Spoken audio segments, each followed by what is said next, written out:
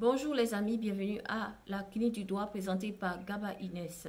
La clinique qui dit ce que le droit prévoit face à certaines réalités que nous vivons. La clinique qui ne raconte pas des conneries. La clinique qui conseille des attitudes juridiques à adopter face à certaines réalités que nous vivons dans notre vie quotidienne, dans nos sociétés en général. Dans cette vidéo, je vais vous parler de la résiliation du bail. Je tiens à vous dire d'abord que ce volet, cette option, on y a recours lorsque on a tenté toutes les négociations par voie amiable avec notre locataire et il semble ne pas comprendre, il semble ne pas vouloir se plier aux clauses du contrat de bail qui le lie à vous. L'option ultime qui reste, c'est la résiliation du bail. Et comment ça se passe cette procédure? Il y a l'article 133 du droit de l'OHADA portant sur le droit commercial général qui a eu à parler de cette procédure. Je vais lire l'article.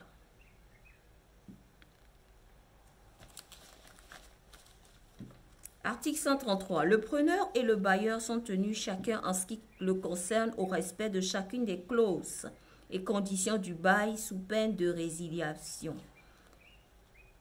Alors, la demande en justice aux fins de résiliation du bail doit être précédée d'une mise en demeure d'avoir respecté la ou les clauses ou conditions violées. La mise en demeure est faite par acte d'huissier ou notifié par tout moyen permettant d'établir sa réception effective par le destinataire. À peine de nullité, la mise en demeure doit indiquer là où les clauses et conditions du bail non respectées et informer le destinataire qu'à défaut de s'exécuter dans un délai d'1 mois à compter de sa réception, la juridiction compétente statuant à bref délai est saisie aux fins de résiliation du bail et d'expulsion, le cas échéant du preneur et de tout occupant de son chef. Alors, le contrat de bail peut prévoir une clause résolutoire de plein droit.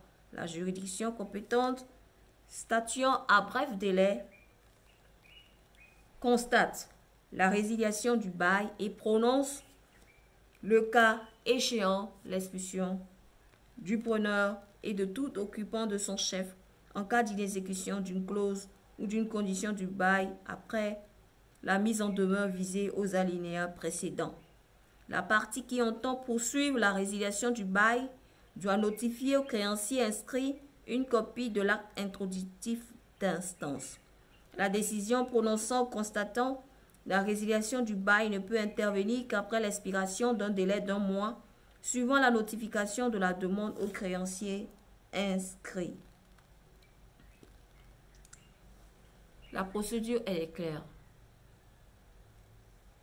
Il faudra donc avoir recours à un huissier de justice et lui expliquer tous les problèmes que vous rencontrez au niveau de votre maison, au niveau de vos locaux loués. Et sur cette base, l'huissier initiera cette procédure.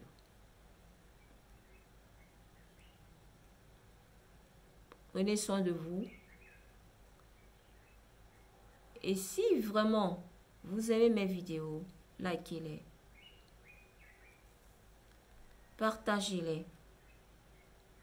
Et abonnez-vous. À bientôt.